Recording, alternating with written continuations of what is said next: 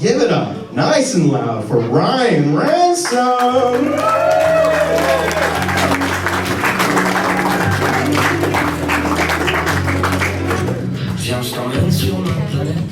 Hey everybody, how are we doing?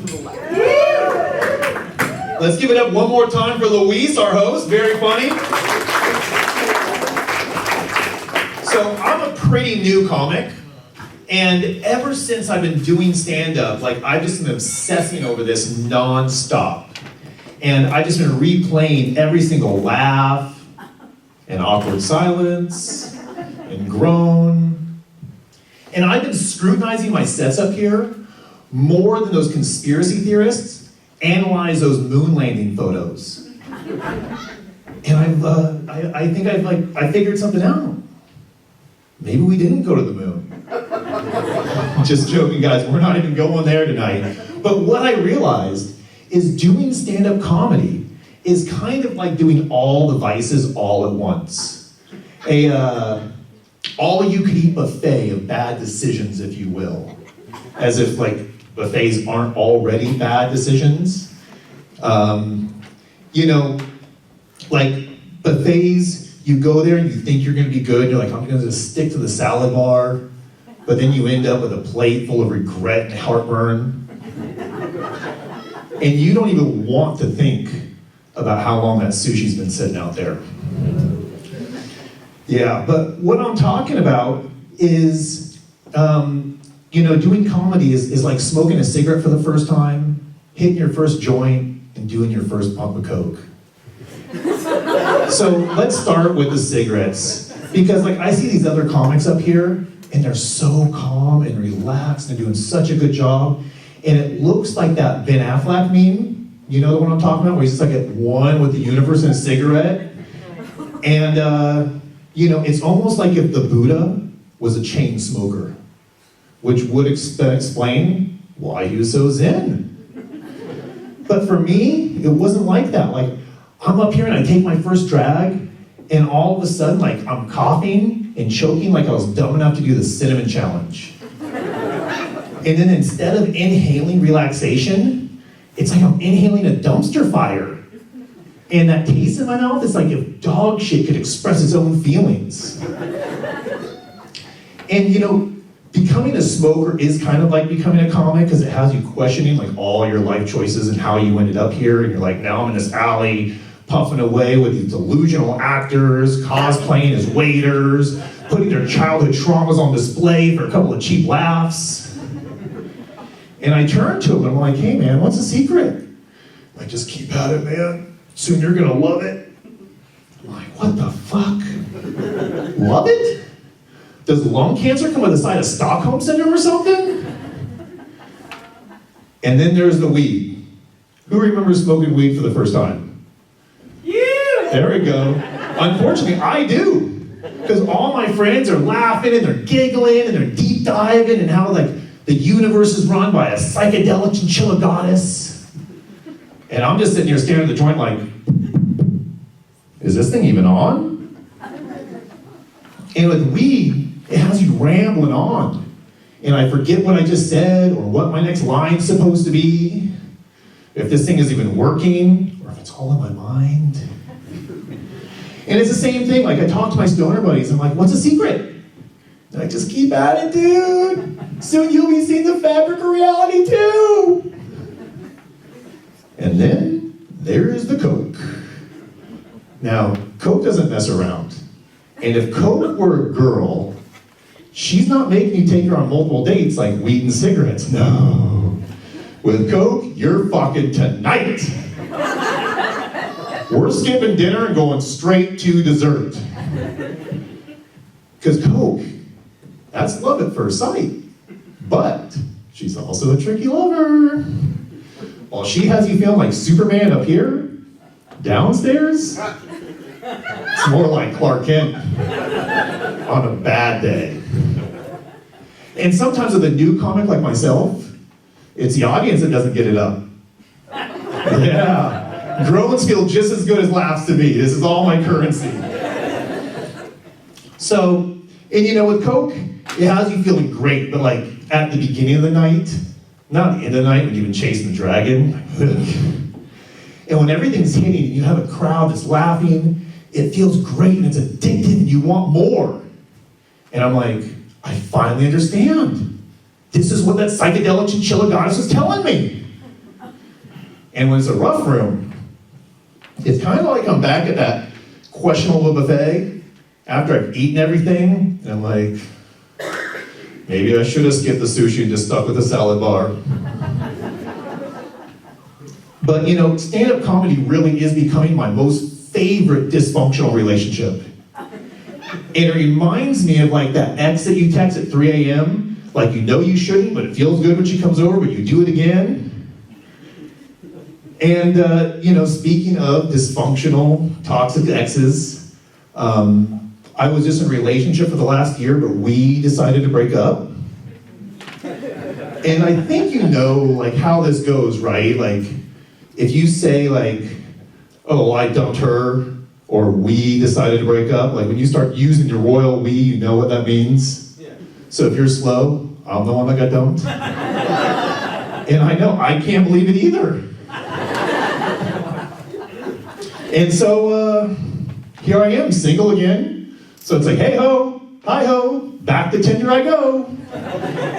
And that's not a Disney reference, that's my literal opening line.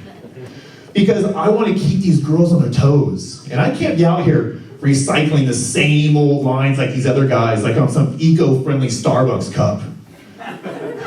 I gotta come with new material. And I need a girl with a sense of humor. Because my ego just can't handle a straight face. But you know, what I do find funny about online dating these days is all the fake names that these girls are using. Like every girl out here is like an Adriana, or a Chloe, or a Katrina. And I'm like, AI is already stalking all of us. I got Siri eavesdropping on my conversation about breakfast.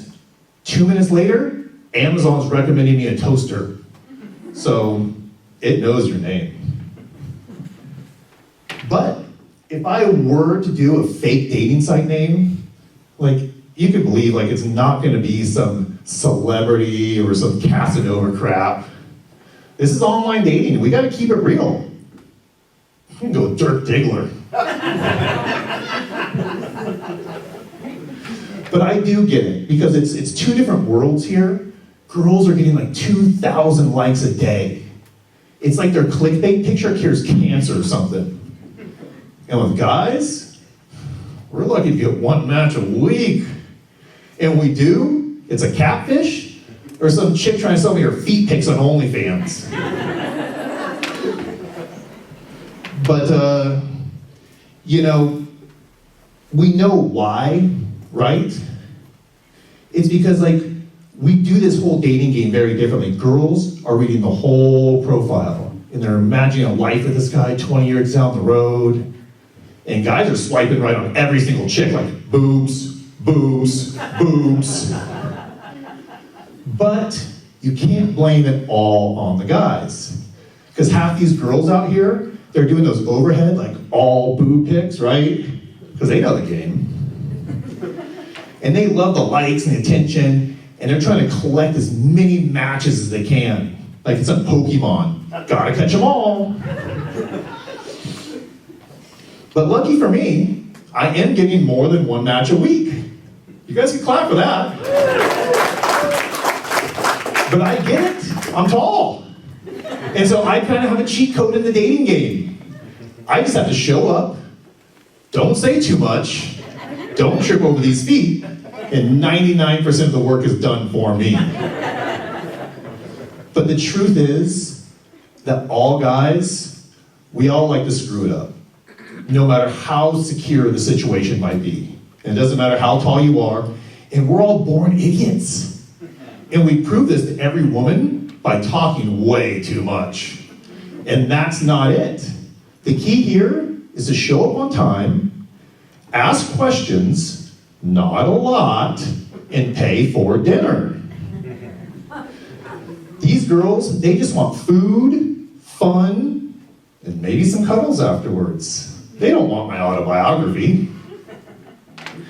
But, you know, for all my short kings out there, you're still getting laid if you're funny.